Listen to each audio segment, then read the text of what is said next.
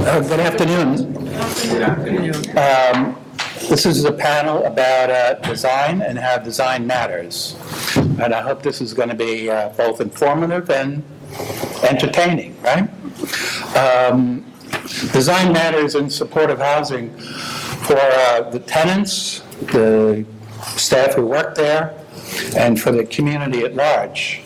So we've tried to have panel members who represent these different sides of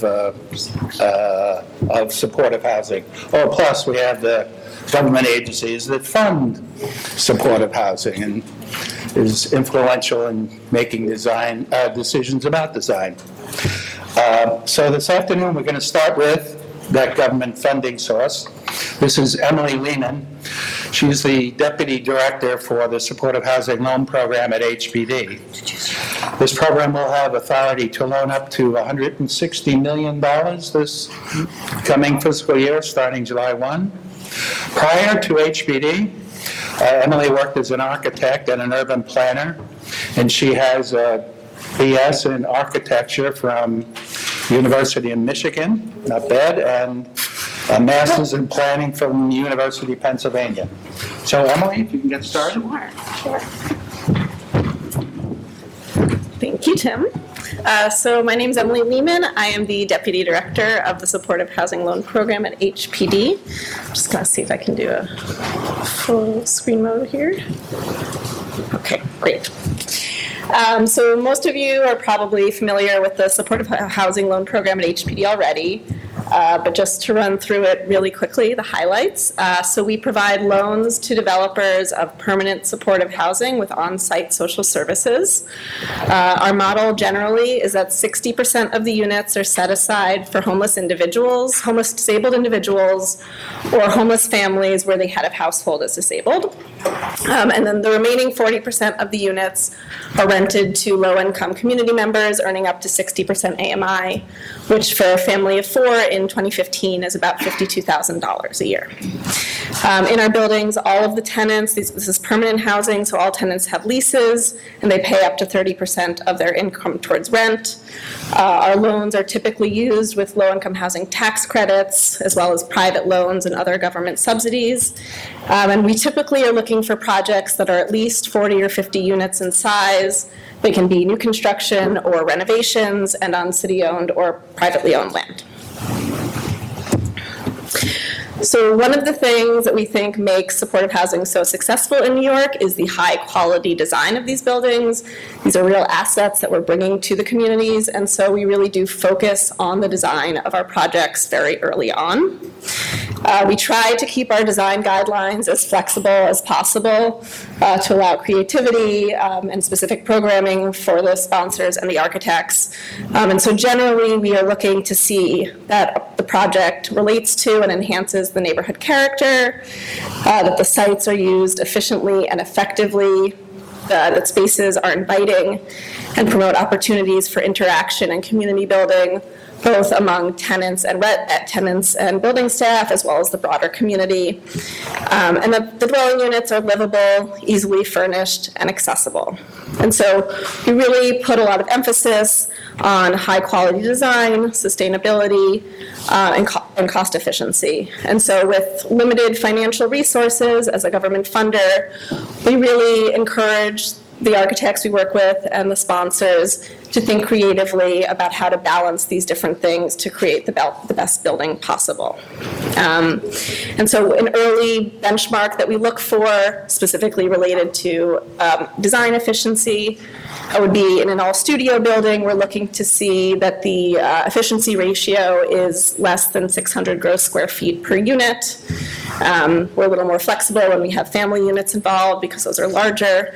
And we generally encourage that buildings be filed under Use Group 3, nonprofit institution with sleeping accommodations. That allows a lot more flexibility with parking and density. And in buildings where you have very small studios, being able to file under that allows you to build at the density that we're able to. So a couple of years ago, in collaboration with Shinny and many of the nonprofit sponsors and architects that we work with, HPD published our design guidelines for supportive housing. Again, these are intended to be fairly flexible and but they do provide guidance on things like urban design, site planning, apartment planning, building layout. And we are continuously trying to improve our design process, so I'll just do a little plug for builds here. Later this summer, we are hoping to roll out an e-submission design review process, so no more paper drawing submissions, which will hopefully save us all time, money, and some trees. I will have to find a new workout regimen because I won't have to be lifting very large sets of plans anymore, but I think that'll be good for everybody. And so as new projects come on, we'll be bringing you guys into that e-submission process. So in addition to our design guidelines, there are some other things that we look for and other resources out there to help with the design. Green design is something that we are really interested in. So for all of our new construction and substantial rehab projects, they're required to comply with Enterprise Green Communities.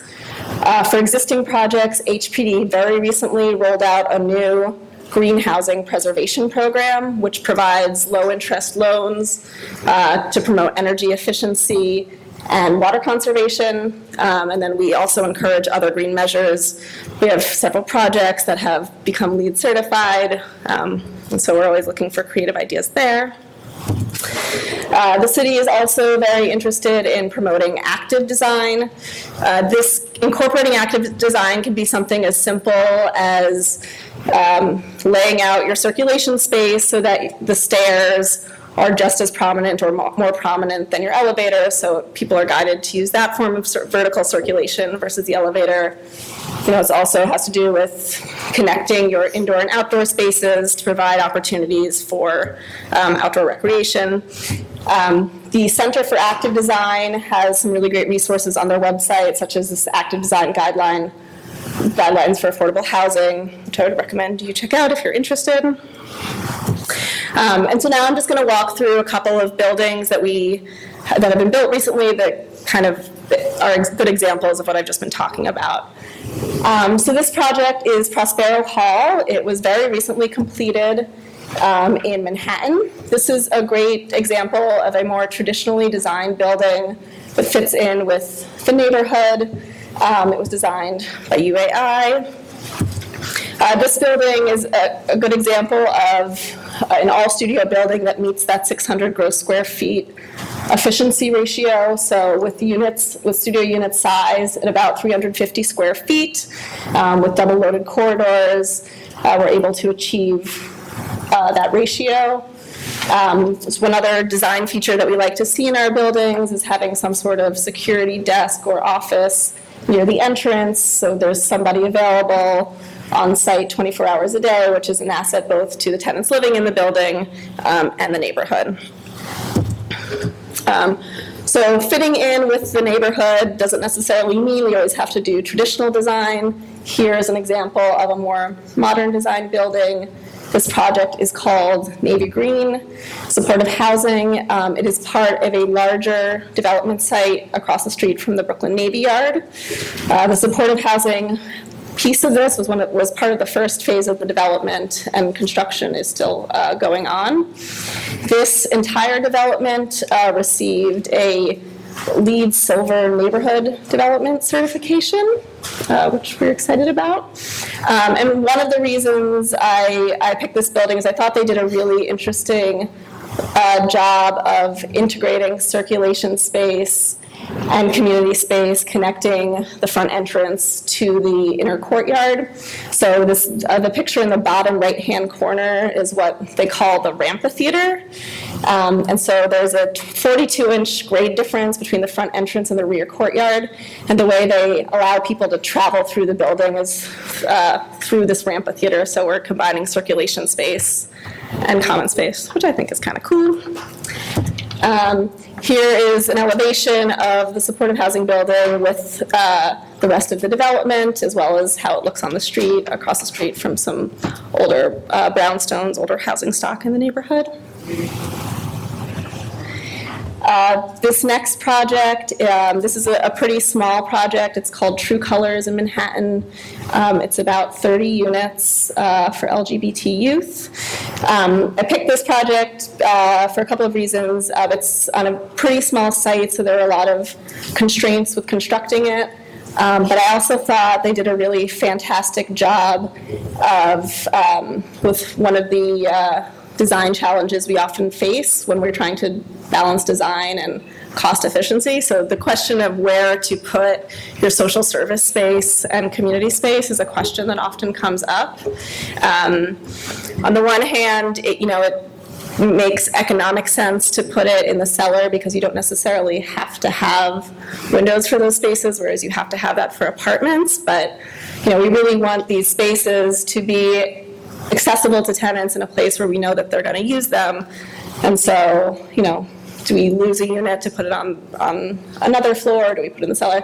So this project I thought was really great because they put a lot of their service space in the cellar, but they also excavated a portion of the rear yard. So you have this exterior space that you can access from the cellar, and then this beautiful landscape staircase that you can walk up to another tier of the exterior courtyard.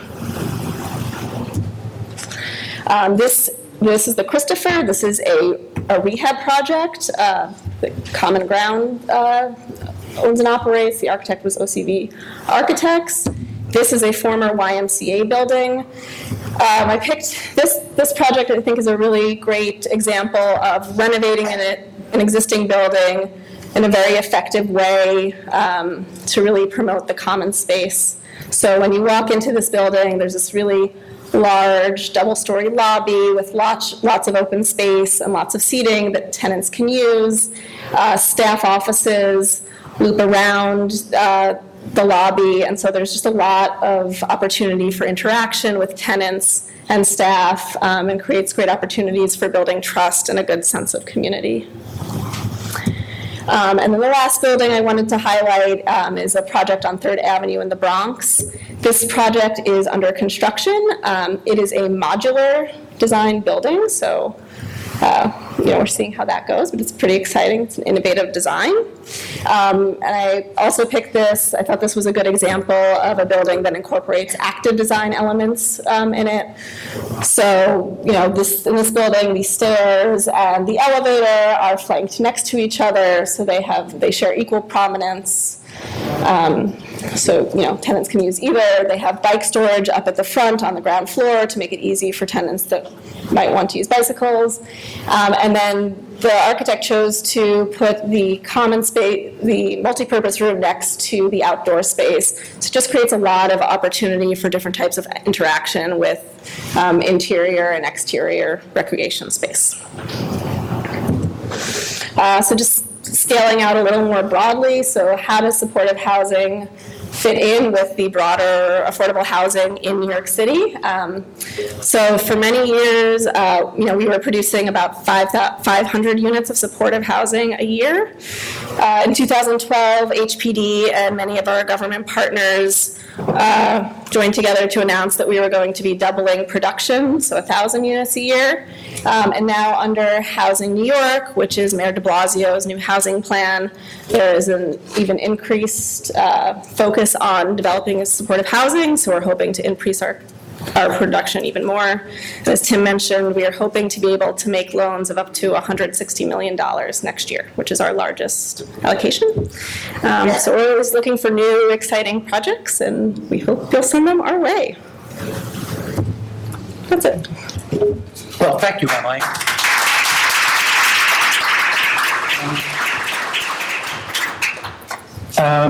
Next is Cindy Harden. Cindy has been a licensed architect since '83, and she founded the firm of Harden Van Arnam Architects in 1989. The firm specializes, why don't you come up here and get your slideshow ready while I'm introducing you. The firm specializes in the design of affordable and supportive housing. They have completed over 3,000 units, valued at over $380 million. With that, hopefully you got your slides ready. I think so. Good. No more technical difficulties. Good afternoon. Thanks, Tim, and thanks, Shinny, for asking me to present. I was asked to focus on common space design, and I wanted to start with this sentiment because I think it states what we would all like supportive housing to be: a thriving, loving, and supportive community. We've all known the long loneliness, and we have learned that the only solution is love, and that love comes with community. Common spaces create community. Common spaces are the living rooms of supportive housing, the places and spaces for interaction and gathering. I'll put those there. Common space, of course, can be indoor or outdoor space.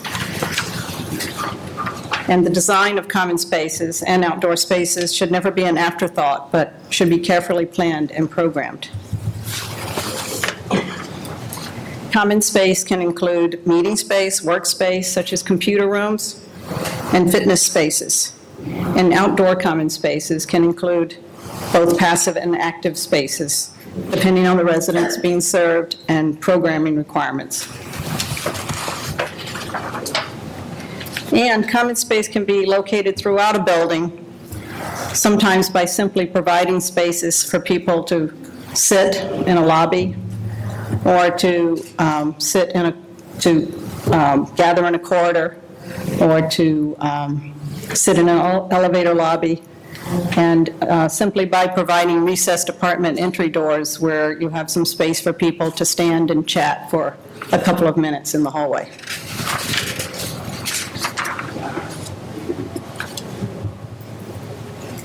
There are some elements that should be incorporated into all common space design. Some of these, of course, are self-evident. The space should be easily accessible. Just as Emily was saying, physically and visually easy to find and to use. Sometimes an entry into a particular common space can have a special design element, such as a children's room, a children's playroom, or a child care room. Spaces should have natural light wherever possible, either by direct access to light or by creating light wells and areaways, or, again, as Emily mentioned, fully excavating the rear yard to the cellar level if you have spaces in the cellar. And finishes of light wells and areaways should also should be considered. So either use softer materials or lighter colors and provide greenery and seating if possible. Appropriate artificial light should be used, task lighting where necessary. We're called for softer lighting for lounges and lobbies, or a combination of the two if a space is to be used for multiple purposes. And color choices should be considered. The use of an accent color is a great way to create a lively space without having too strong a color throughout. And thought, of course, should be given to finishes. What is appropriate for the space, but durable. And there really are a lot of affordable products out there today on the market. And whether the architect is tasked with furniture selection or not, the furnishability of the space should be considered and reviewed. And furniture, of course, needs to be appealing, non-institutional, but of course durable. So I know sometimes that's a challenge, and it takes some effort on everyone's part. And of course, where space is limited, common spaces can have multi-purposes. And finally, a lot of our projects now incorporate a lot of greenery, planting, and artwork, which not only provides interest to the common space, but provides warmth. There's some design considerations that should be considered in every project and should be considered with the provider and the developer in collaboration with the architect and funding agencies. What common spaces should be provided and how large? Should HPD's guidelines rule? I know Emily said that they're guidelines and they're flexible, and I think the program people are flexible, and I'm not sure about the Bill's staff. So so there is flexibility in parts of HPD, let me put it that way. So I know the guidelines show formulas for the amount of office and support space and suggestions for the amount of common space. but sometimes designing by a formula doesn't really result in the best building for the residents and the staff. So I think that the developer and the provider need to be an advocate for what they really feel is needed in their building. How and when are spaces to be used? Scheduling of the space that is shared or is multi-purpose, of course, needs to be carefully considered. And where is common space to be located? For example, should a fitness room be located adjacent to a children's playroom and have visual access so adults can watch their children while they exercise? Should a computer room be adjacent to the lobby to allow visual access from reception and encourage use, or should it be in a more private location? And just having a beautiful space doesn't mean that residents and staff in the community will use it. It's important to schedule activities, post them, and encourage residents so that they're aware of the space and they feel welcome to use it. And controlling access at certain times should also be considered. Some areas, perhaps, such as roof gardens or fitness rooms, should be closed at night.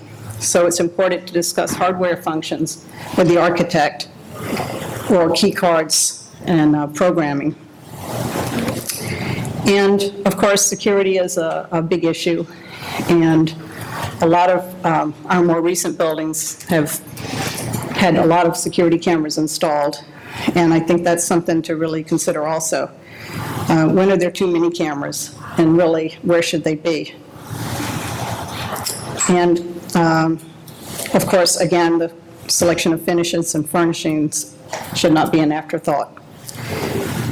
So these common spaces can create communities. So what I wanted to do is show you 3 different projects that are at different ages and show how the common spaces were designed and used. The first one is the Warren Residence and Urban Farm on White Plains Road in the Bronx, and it was opened a little over a year ago. The developer is Praxis Housing. The second one is Leninger Residences. It was finished with 2 buildings in 2011 and 12, and the developer was CUCS. And the third, which was opened in 2003, is the Dorothy Day Residence, and the developer is Broadway Housing Communities. The Warren Residence provides common space that encourages healthy living and is also embracing the very community that was so very much opposed to the project originally. The building is located on White Plains Road, adjacent to the elevated train. It has 60 studio units and a super's apartment. As you can see from the site plan, I don't have a pointer, but the front of the building facing the street, and of course the elevated train is right out there. But the site was very wide and very deep, so we were able to orient the building so that the units all face the side yards and not the train tracks. In addition, we use PTEC units with continuous ventilation and high-efficiency windows to alleviate the noise from the train. We set the residential portion of the building back from the street above a storefront space on the first floor and a greenhouse on the second floor. Water tanks above the bike storage shed, which is outside but covered, and the entry canopy provide recycled rainwater for the garden irrigation. The first floor facade and the entry portico were designed with green walls that you can see in the middle picture up there, and metal panels on varying planes to catch attention to passers-by and liven up the streetscape, which that particular block was a pretty gloomy block before this building was there. And I have to say now, the community, of course, that was so opposed to the project loves it.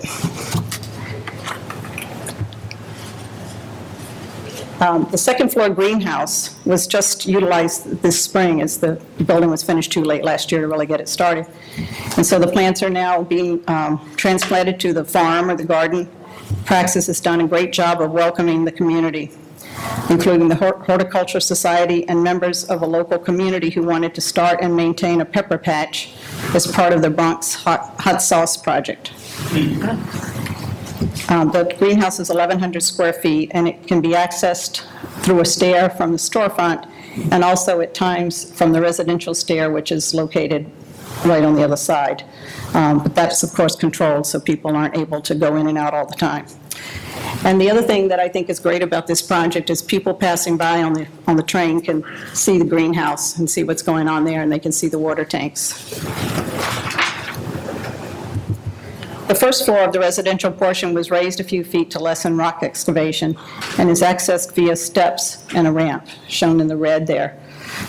There's a residential entry going up, and then there's a separate entry into the farm. But of course, you can also access the farm from the lobby. So in addition to the farming plots, there's what we call an orchard, and some fruit trees have been planted there. There's also an outdoor recreation area in the very back corner. The intent is to use that for basketball. And the storefront is going to be used for a CSA.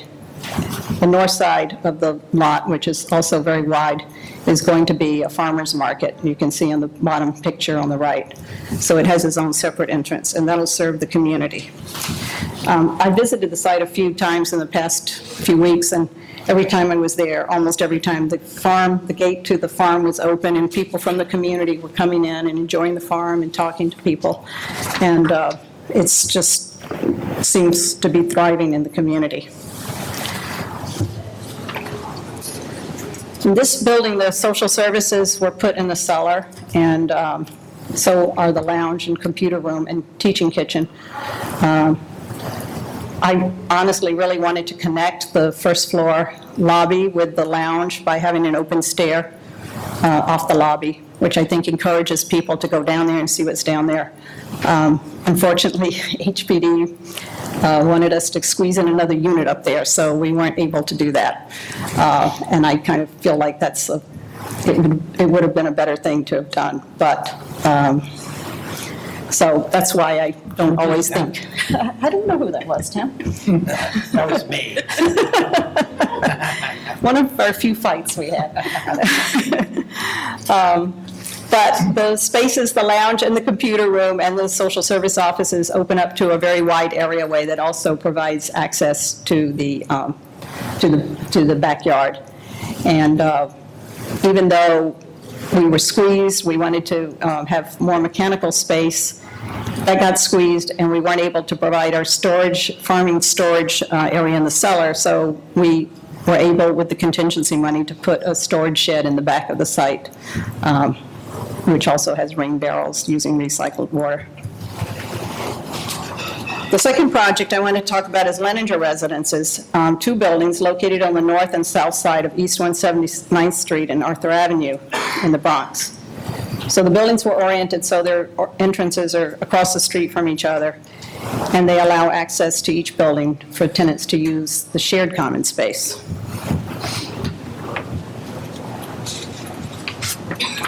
The two sites were very different. So Building A, which is on the south side of the street, was a much larger site, and therefore we have a different type of layout and placement of common space, and of course more allowable floor area. So the lobby, lounge, and support service spaces are located on the first floor, and the lobby, as you can see in the center there, provides direct access to the landscaped rear yard. The entry to the support space is also right off of the lobby. And so there's a visual and physical connection from reception through the lobby to social services. And the conference room, shown in the middle picture here on the side, is located adjacent to the lobby with translucent glass and a view of the rear yard. The other building was on a much tighter site. As you can see, we certainly maximized the floor area. And the rear yard was much shallower here. So the support services and the lounge was placed in the cellar, and the shallow rear yard was excavated, or at least partially excavated. We had a plan to excavate the entire rear yard. When we got into construction, there was so much rock that we encountered that we had to redesign the rear yard. So we created two rear yards, one at the street level, accessible, as you can see from the bottom right photograph, directly to that yard, and the other one from a lower lounge to the lower rear yard. In Building A, the cellar space is used for a fitness room and a multi-purpose room that's outfitted with computers, and so that's used as an after-school room for both buildings. And both of those rooms have natural light via areaways. The fitness room areaway has a stair leading up to the rear yard, so if they wanted to do more outdoor fitness projects, they could get directly outside. In Building B's cellar, again, there's a lower lounge space that you can see on the bottom lower left photograph that leads directly out to the lower yard. And the social service support service offices are located in the cellar also and have windows opening out onto that lower yard. And in this building, there's a computer room that's shared by both buildings for adults. So that, I believe Leninger is a great example of how spaces in two different buildings can be shared. You don't have to replicate spaces from building to building. And the third project is the Dorothy Day Residence, located at 583 Riverside Drive in Manhattan. I went to see the building a few weeks ago to see how the spaces were being used and to see how it was maintained, and I hadn't been there probably in, 5 or 6 years at least. When I saw Ellen Baxter, Ellen said that every inch of the common space in that building is used, and used a lot. And in fact, it seems like the common space there is used more than it was originally envisioned for, and used for more activities. Even the wide residential corridors are used, they have kind of window seats, are used, she said, by the teenagers during the evening who want to get away from their parents. And they hang out in the hallway, and she said it's fine, and if they get too noisy, they talk to them, and but there's really no problem with it. So the result here is a vibrant neighborhood composed of not only the residents of the building, but the larger community as well. The introduction to everyone who comes to Dorothy Day is the entrance bridge, or the magic bridge, as one of the staff people put it to me when we were there. The building was an existing U-Law tenement that required gut renovation, and we put an addition, which you'll see on the roof. So originally, on the lower left, you can see that the hallway went around the courtyard and to the stair and the elevator. And we wanted to provide a more direct access across the courtyard to the elevator and the stair. The stair was completely restored but left in place, and we were able to incorporate that old corridor space into apartment units. The courtyard walls were then refaced with new brick and stone, and the whole idea was to provide a gallery for people to see artwork about Dorothy Day and her life and work, and then to create a courtyard space below the bridge for the children to play in, which you'll see there's a childcare center in the cellar. So that was intended to be a childcare passive play area, storytelling space, and music space, and now it's used for a lot more than that. Apparently it's also used by the community board for their committee meetings. And the whole idea was people coming across the bridge were not only able to see the artwork, but able to look down into this courtyard and see the children play and watch the activities down there.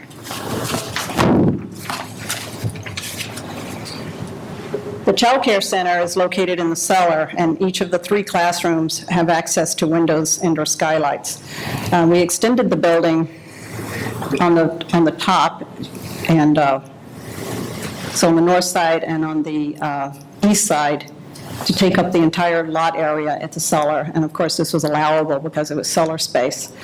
And we were therefore able to create more skylighted areas. So skylight into one of the classrooms, and a skylighted entry portico for the Childcare Center. The small rear courtyard in the green there is used for an exterior, small exterior active play space. And then there's a set of stairs and a lift that leads up to the street for a separate entry to the street, because the majority of the children in the center come from the surrounding community and not the residents. Broadway Housing chose to place the remainder of common space and social service space in a rooftop addition with a roof terrace, which has incredible views of the Hudson River. The common spaces on this floor include a multi-purpose room that's also used as a rotating art gallery to showcase art from local residents. And Ellen told me it's booked all the way through 2016. And there's a windowed conference room. This floor also includes a after-school room with a storytelling nook and a computer literacy room. Broadway Housing has partnered with Lit World to sponsor reading clubs and technology initiatives for parents and their children. So the children and parents both use the computer room together. And they operate a summer camp program for resident kids to be campers and junior counselors out of these two rooms. And the roof terrace is now also being used for vegetable gardening.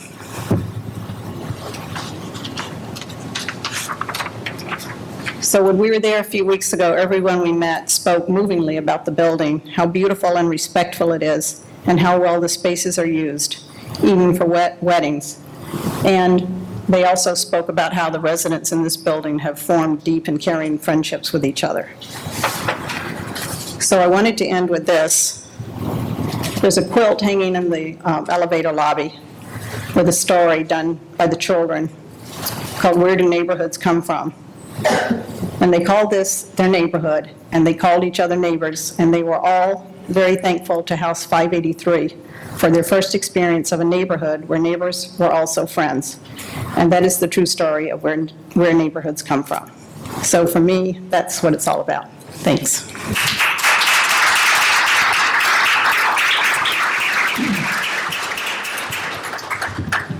Remarkable. Now remember, these are buildings that you saw are for the homeless and disabled. So this building on Riverside Drive is for homeless and disabled families. And instead, many people in the public have this general thought that these residences are going to have a negative impact on the area. Well, gee, Riverside Drive is one of the most remarkable buildings I've ever seen. Never mind one for the homeless. Great job, Cindy. Sally, you're getting a little, I have to introduce you first. It's always, no, you're just joking. Sally Bernstein is the Assistant Vice President for Capital Planning and Development at SUS. She held the same position at Palladia for many years prior to its recent merger with SUS. Among her many projects is Fox Point, winner of Shinny's Residents of the Year Award. Thank you, Tim. Thank you, Shinny, for inviting me to participate.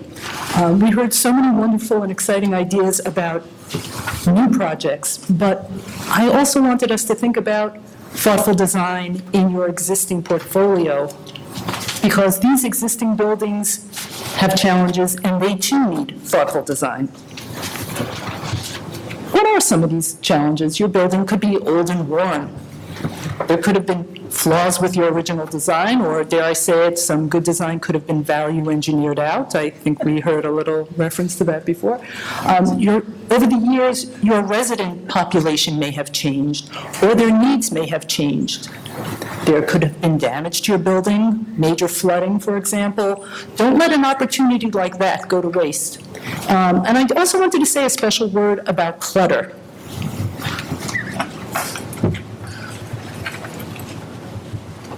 Oops, sorry. Do you know what to do? Use the arrows.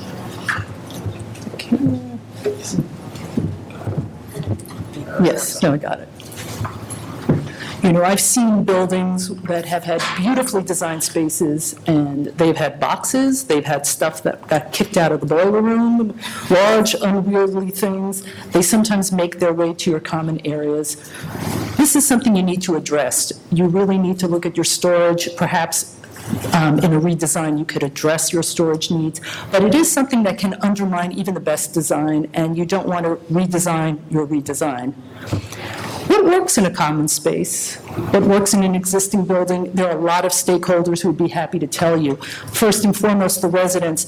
You can ask people who are using the space. Also ask your residents who are avoiding the space. If there's something there that doesn't meet their needs, it's very good to walk through, ask people, ask not only your residents, but also your property managers, your social service staff, your maintenance crew, your capital developers, and go see your sister agency spaces. Take a look. I mean, when you see some of the beautiful buildings that were featured in this panel, you can see what works. Steal their ideas. Perhaps they stole someone else's ideas. It's not a bad idea to borrow. Great artists borrow. You should borrow too. I wanted to give you an example of thoughtful design in your existing portfolio. Durham Motel became Durham Court. That was a building that Palladia, which is now part of SUS, acquired in the 90s. This was a great example of purposeful design. It was built as a hot sheet motel.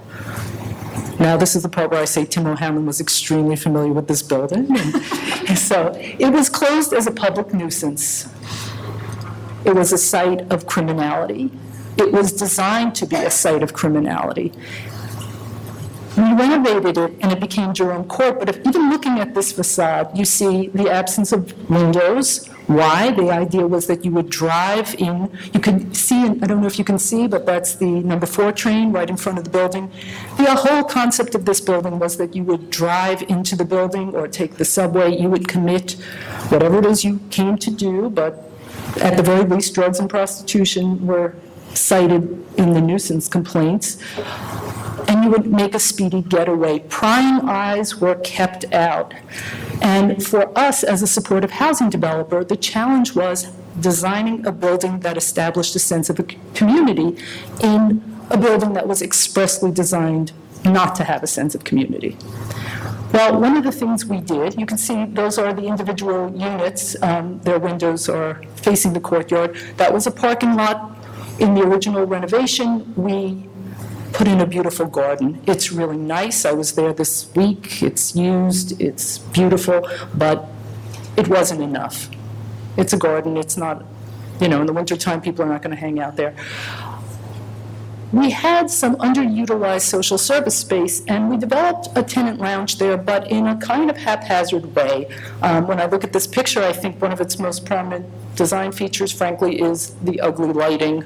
That's what really strikes me. It's a little bit dingy. It was used because, as we know, common spaces, people need them, especially in, this is a very small, these units are very small, but not past HPD's current design guidelines.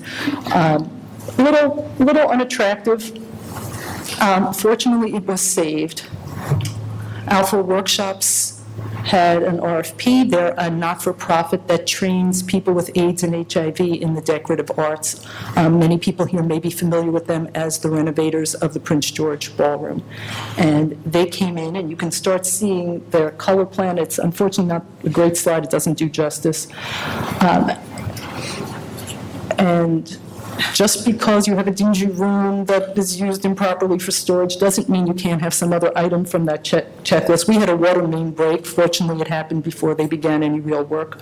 But that is that same room underwater, smelly, brackish, dirty water, and we had to wait for the room to dry out. My favorite part of this is not actually the after, it's the during. When do you get to see craftspeople at work? So here we see a craftsman working.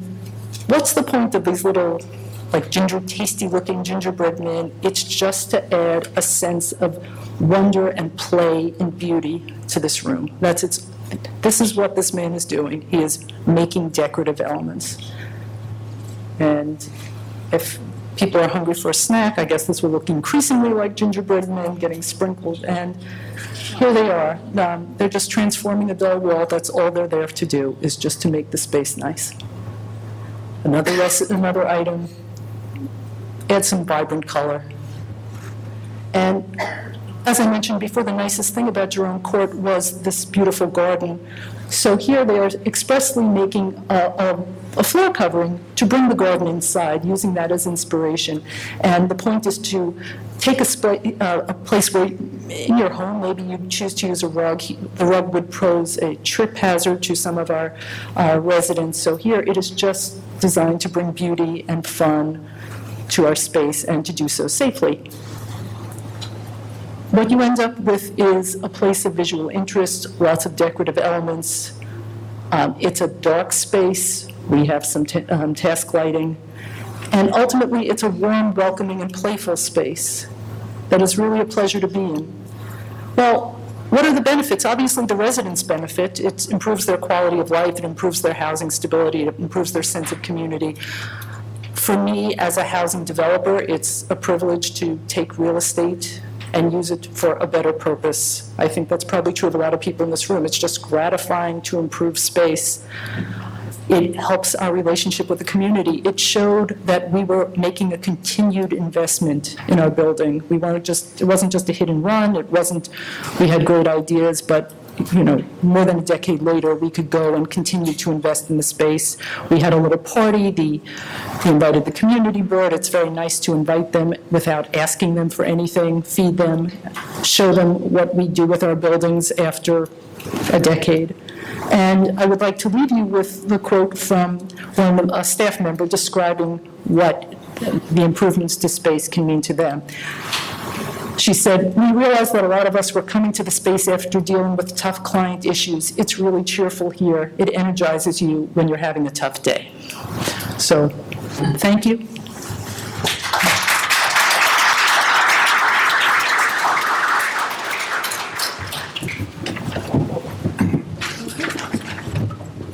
So not every community room looks grand.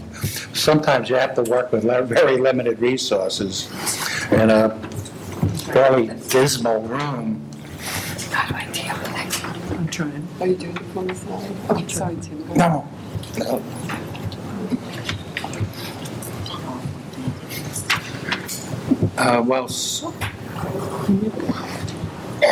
Yeah, there you go. So then you just use the arrows. I'm not going. Okay. Oh, okay. You can just. So this is Isabel Surface. Yep. She's a senior vice president and director of communications for Odyssey House, Go back. Let's go back one. There you go. a human Thank you, service Sally. agency helping individuals and families cope with substance abuse, mental health issues, homelessness, and medical problems. Okay, thank you very much. Thank you very much, Tim, and members of the panel. I'm actually up here just to give a very brief overview of some of the newest buildings at Odyssey House that we actually opened just last year. And I have with me a very important person to us at Odyssey House, which is one of the new tenants into our building. And Ruth is just going to join me in a few minutes and talk about what the experience is like for her living in one of these brand new buildings. The building I'm going to start off with is called Odyssey House Tinton Avenue. This was designed by Urban Architectural Initiatives. It's funded by the Office of Mental Health. It's 65 studios, apartments for single, low-income adults. This building actually had some sort of bodegas, abandoned lots, etc. Very, very different cityscape to when we started with this one. You can see it's got some very interesting city design there with the strong front to it. People love it. They really, really like it. We get very, very positive reviews from the neighbors all around for this one. The one actually, the building that Ruth lives in, this is on Soundview Avenue, just like a mile and a half away. This one was built on a site that was kind of an odd triangle. There had been a garage there, the ground was quite badly contaminated. We had to take out all of the soil. There was a very, very extensive reclamation process there to build this one. Because of the size of the lot, urban architects, again, I don't think anybody is here from UAI in this room, but they worked very closely to get a building that we could shoehorn. There are actually 56 studio apartments in this building that has a very small footprint. The other thing that we could do with this is our first green building for the organization, and I do believe it's one of the first for New York State OMH as well. Is that right, Karen? Okay. This one, really just reiterates what I just said to it. You can see it's got a very narrow front view. Soundview Avenue just goes right up alongside there. So when you come up to the building, you just see this. And as you go by it, you see the full size of it. This was very important to us to design Tinton Avenue and Soundview, very attractive buildings. The community board was a little bit skeptical, particularly on Soundview, where there are not so many actually supportive housing programs there. Once they saw the design, they saw the small footprint, they saw how it was going to, enhance the look of that street, they were on board.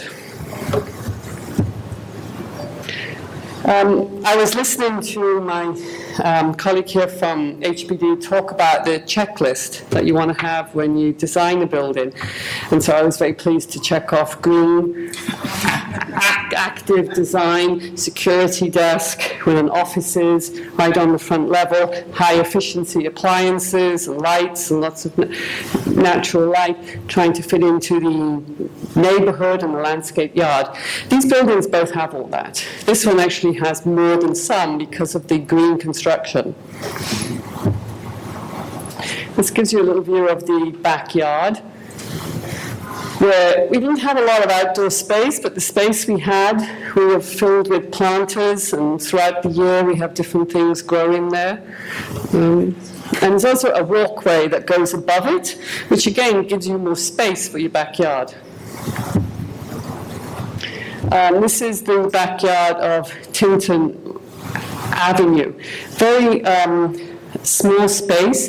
The way that the Bronx is, the geography of the Bronx there is that's a hill going right up. So we were faced with the idea of what to do with that. We could have dug the whole thing out and just had a small patio, but the architects came up with the idea of why don't we make an amphitheater where people can meet.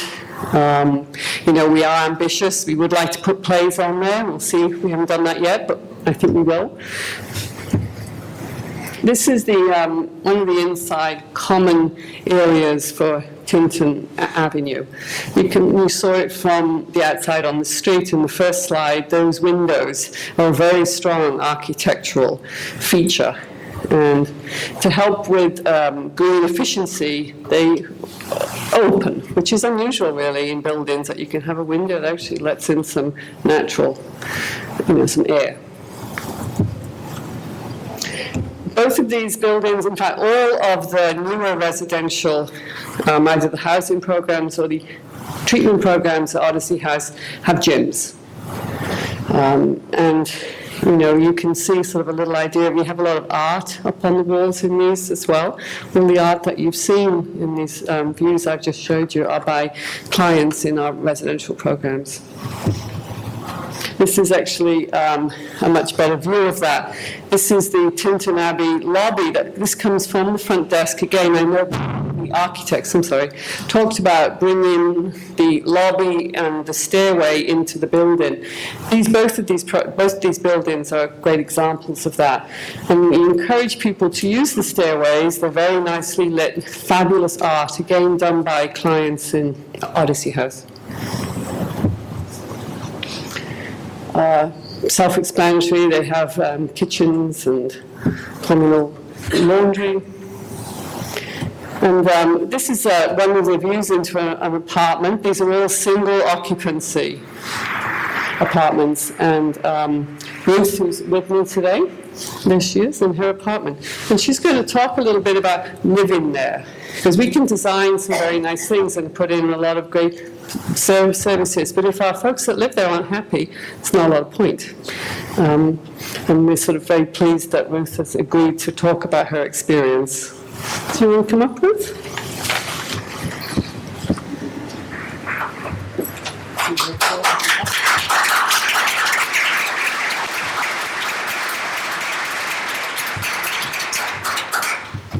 Thank you. I'm glad to be here today.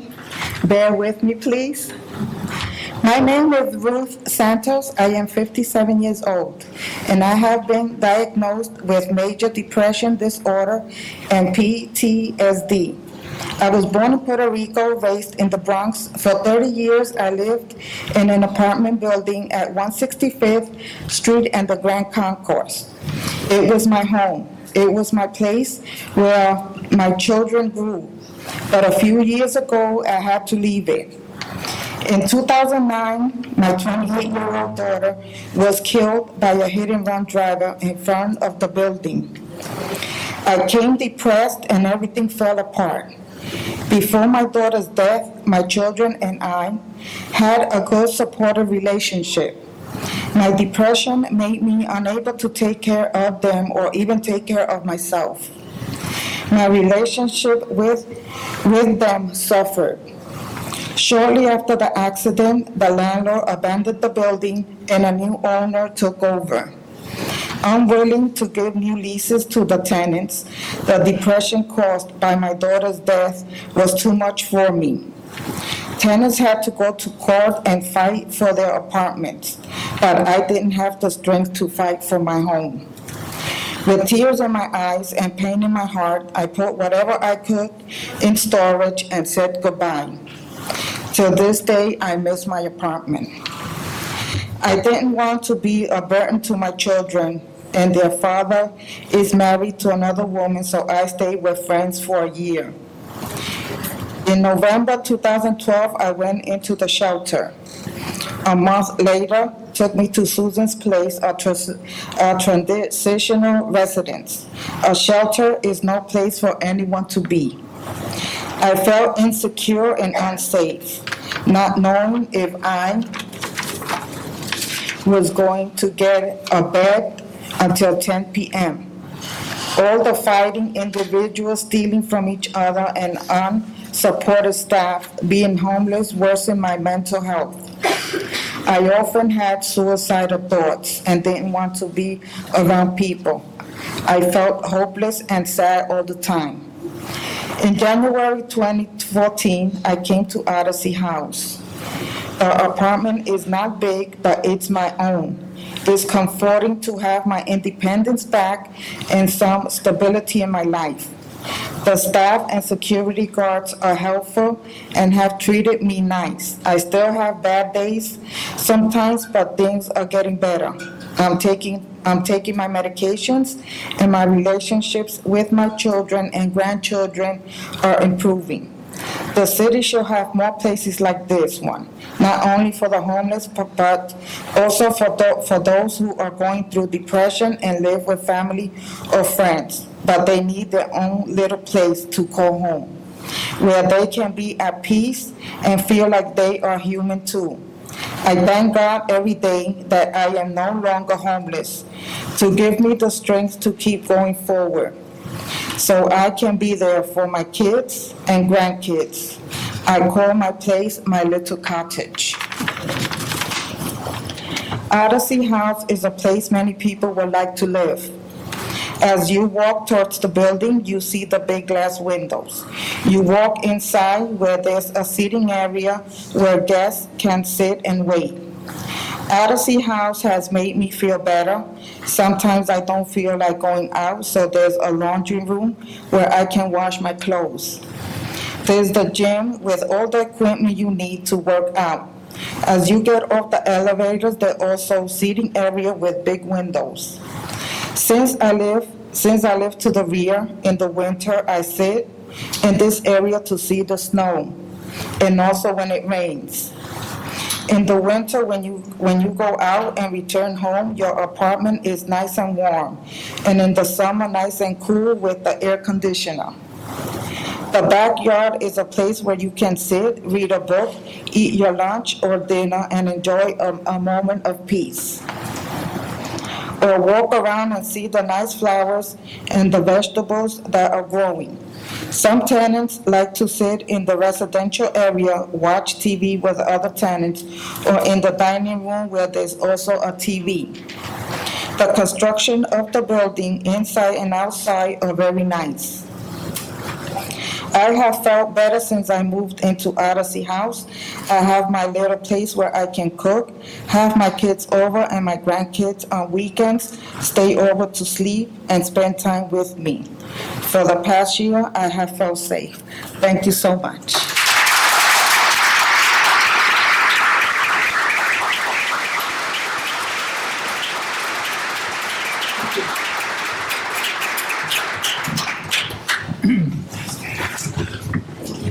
Thank you for your sharing your story with us, You're welcome. Ruth. So we have plenty of time for questions. I hope our presenters have offered some ideas worth talking about.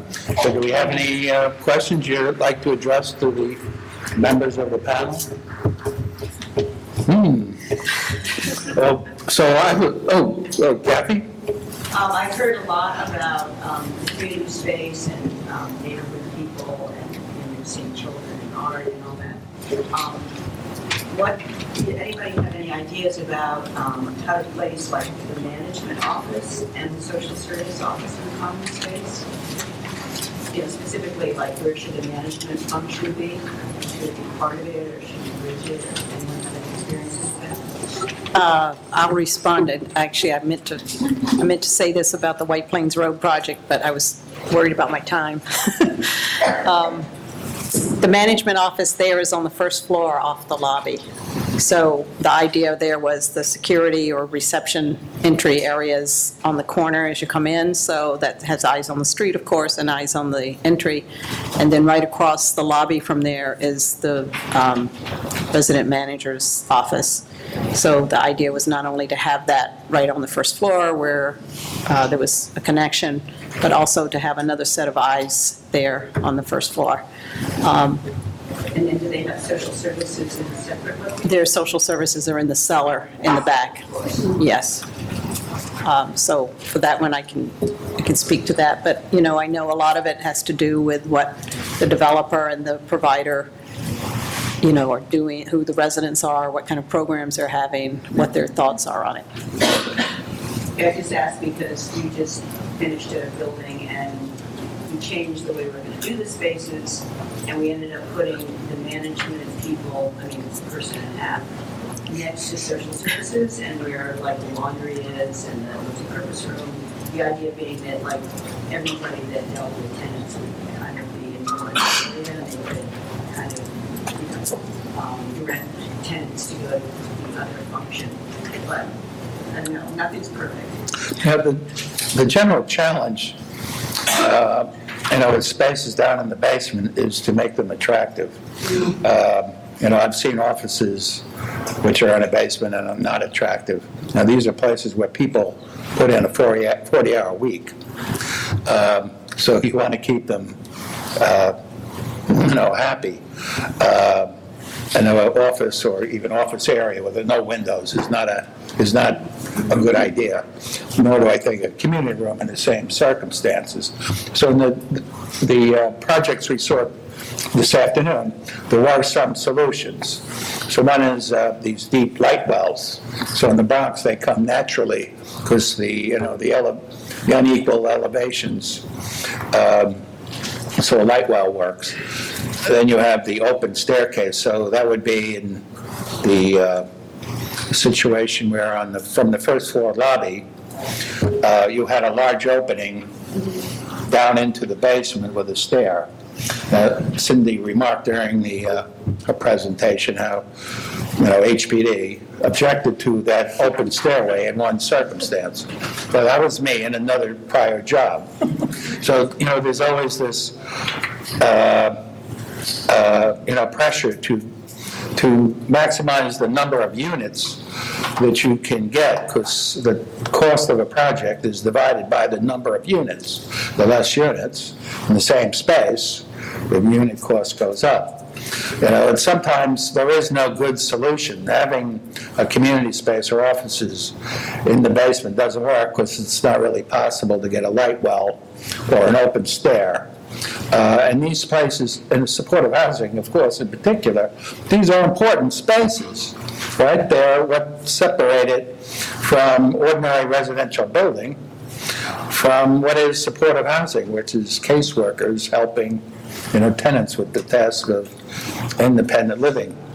Now, I know John Garrity, the Assistant Commissioner for Tax Services, he tries to be very flexible on this matter, I'm sure. Yes. One of the challenges that we face at the League under Common Ground is suites for our young adults. We're having a big problem with people getting along. Going forward, that would be one thing not to do. I think everyone should have an individual unit because no two people are alike and no two people clean alike. And I'm wishing and hoping that we can just break those suites up any kind of way. We can find, redesign something so that we can have more happier residents. So tell us about it. Is that apartment with 2 or 3 bedrooms? Some of them have 3 bedrooms and they share the common space. They share 2 bathrooms, which is a challenge when you have 3 people and 2 of them are claiming each one of those bathrooms. So where does the third person go? They have to, compromise, but it's really difficult. It's 3 and 4 bedrooms, but Their youth aging out of foster care. Their youth aging out of foster care, and they don't really understand that you have to really try to get along, but then they conform it back to being in foster care because they're living with 2 or 3 other people. So, but going forward, individual units is a good way to go. I think that, back in the 80s, Kathy Herman and I worked together on the very first round of SRO demonstration project, and that was really single-room occupancy, converting Catholic schools and, in one case, a convent to single rooms and shared bathrooms and shared kitchens if we had them at all, and then there was like a central dining hall. And then we got away from that because that was problematic, and then we went to suites, and then you have the same kind of issue, especially if it's 3 people. I think is more difficult than an even number, or at least you get 2 people ganging up on 2 others. But so I believe it's better to give people as much privacy as possible in their own space so that everybody has their own responsibility and there's not fighting. But of course, sometimes that's just not possible. And I know Kathy manages a building now that's single rooms, and I know it's a very difficult task. You were involved with the Senate as well. Yeah. Some of the rooms, Yes. This is an old SRO, and some of the rooms are less than 100 square feet. They can never pass that now. So we got, it's very challenging.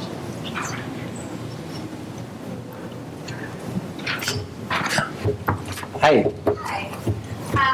So I walked in a little late, so I apologize if this was addressed, but could the panelists speak to designing for different populations? And if, recommendations to the audience is supportive housing, people just need housing, but common space, inside space, outside space, just thought people give to who they're housing, and if that differs depending on age, disability, anything. Nicole, did you have particular? Well, the question about the lead prompted that, because I know that that's a building for youth, and that might pose additional challenges having suite living for youth. But is there, there's family support housing versus single, some are integrated, people have severe psychiatric disabilities. Is there any thought that goes into the population when the buildings are getting designed? I can answer that one. I can have a go anyway. I think the architects will probably answer it in a different way. We start with the population. You don't start with the building, you start with who you're going to serve. As Odyssey House, like probably all the other providers here, when we submit for an RFP, it's to meet the needs of a population, and then you start from there. The programs that we've built are all for adults, so we're not building family housing in these particular ones. So everybody has their own room, it's a studio apartment, and then we build some with, handicap, accessible, etc. So, but we start with the population and we start with their needs. Absolutely. Yeah, but today, that was more true in the past. more commonly today, you'll see a mixed-use building. So That's right, you're right. you'll have, 50% of the units for families and maybe 50% for single adults. The different government agencies that fund this thing are, becoming more flexible, in fact. In fact, some of them are doing it under the gun. So like the New York State Office of Mental Health will only partially fund the building now. They think they like no more than 30% of a building's units to be for the single mentally disabled, and the other That's right. That has 70% for changed. families. Yeah, right. Nicole, but I've never heard of any bad experience with something like that, of, the 30-70 or 50-50 or different population mixes. It's more of a question of the space, the thinking through the outdoor space, the common space, promoting interaction, and if there's, whether you put in libraries or gyms, is there thought on the front end? Well, we have to think a lot about, for families, we think about the location a lot. We have to think about things like schools, which you wouldn't think about if you're housing people who don't have school-age children living with them. We think a lot about the finishes. We know firsthand that young people, I think I was telling someone earlier today that we had an experience in which an architect who was fresh off a supportive housing building, he said, recommended a wall covering, for example, and it turned out it was actually a 202, and as he described, the wall covering resisted fingerprints and grease and things like that, but it did not resist one child, one ballpoint pen. And that was that. One child, one ballpoint pen, about 5-10 minutes, recreated the need for us to replace it. So we are aware of the wear and tear being different. We also know that the idea of a library to a child, especially co-located with a computer room, might have different meanings to a young person than to a more mature person. It's a noisy place of congregation and of shared delight in loud video games sometimes. So we just have to think about it. I think for us, it's the family housing is a little bit different. When you have young people, we have added many security cameras. I guess, I don't know that we're proud of being part of that trend, but we certainly are part of the trend of thinking about adding cameras, because there are young people like to congregate, and sometimes they like to congregate away from prying eyes. So there are things like that we think about a lot, and some of the policies and practices we have are just sound and would be good for any space, but we have to be a little bit more intentional and purposeful and think about how things have borne. I definitely recommend that if you're a capital development person, you be in constant touch with property management and maintenance and understand not just how things were designed, but how they wear and how they last. And nothing is greener than durable. So it's a good policy. I just wanted to say that in our buildings, we spend a lot of time talking to people, the kind of people who will be living in them. So when we built our grandparents' building, we met with grandparents who were raising their grandchildren, and no one in our plan would have thought that it was very important to have a space specifically for the grandparents, no children allowed. Just wouldn't have, it's what every grandmother wanted. Just a space with nice furniture where I can just sit and get away from it all. In our building, our most recent building, it's working really well because we talk to people in our existing buildings about what don't you like about this, what do you like about this, what can we do differently. Every single room has a bathroom.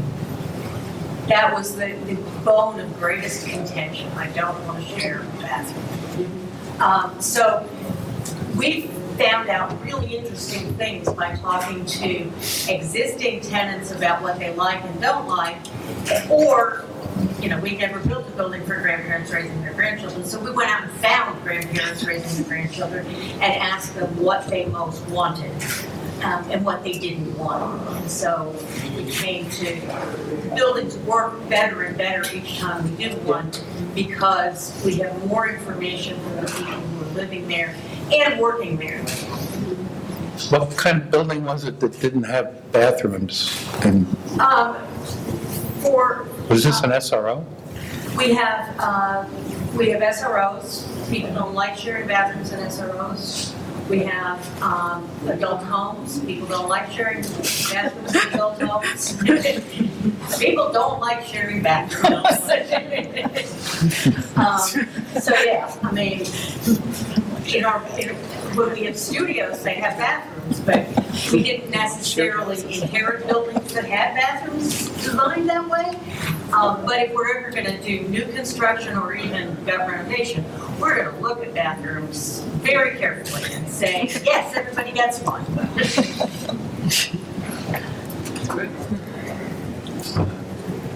So any more questions? Okay, with that, otherwise I hope you all had a good session.